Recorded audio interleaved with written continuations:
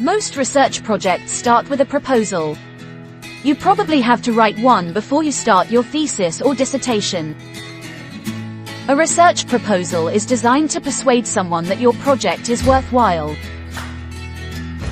For example, your supervisor or funding body. If you want to know how to write a proper research proposal, then stay tuned.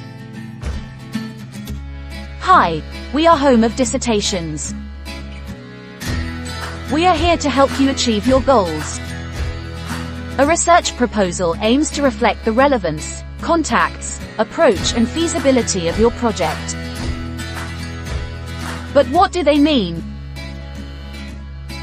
Let's find out with some concrete examples. The format of a research proposal varies between fields, but most proposals should contain at least these elements. Title page. Introduction. Literature review.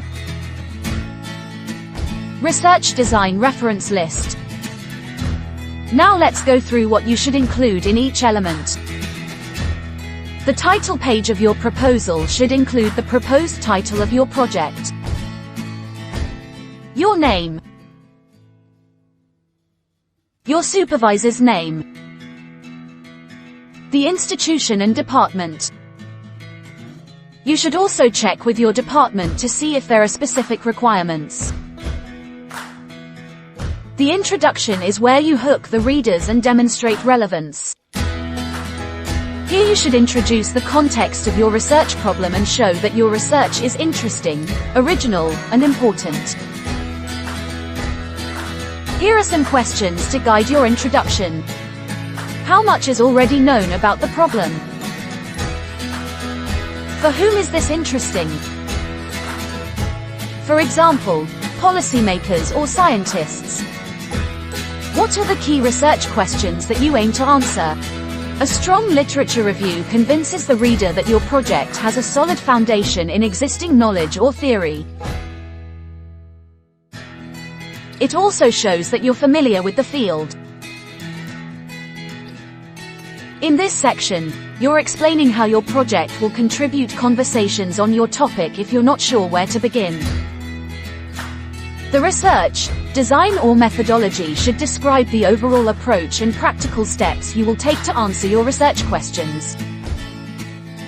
Here are things you should describe in the research design section. Research type. So is a qualitative or quantitative primary or secondary sources. Who or what will you actually study?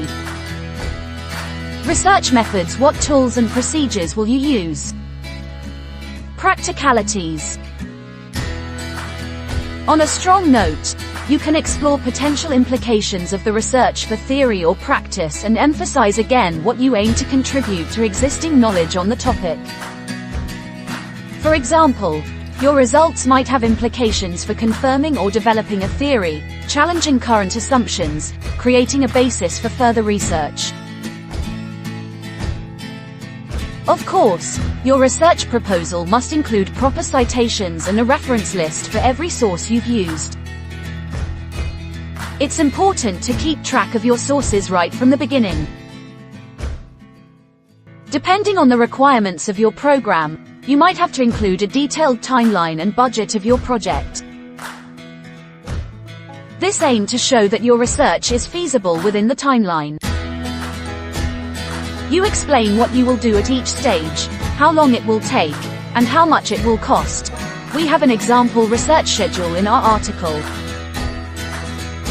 You can take a look here. As in any other piece of academic writing, it's essential to edit and proofread your research proposal before you submit it. For the best chance of approval, you might want to consider using a professional proofreading service to get rid of language errors.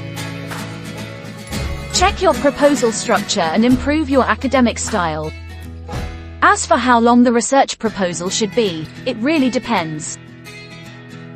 A bachelor's or master's thesis proposal can be just a few pages, while a proposal for PhD dissertation or research funding are often very long and detailed. So better check with your supervisor before you go and start writing. Make sure to drop a like and subscribe for more academic content. Thanks for watching, and I'll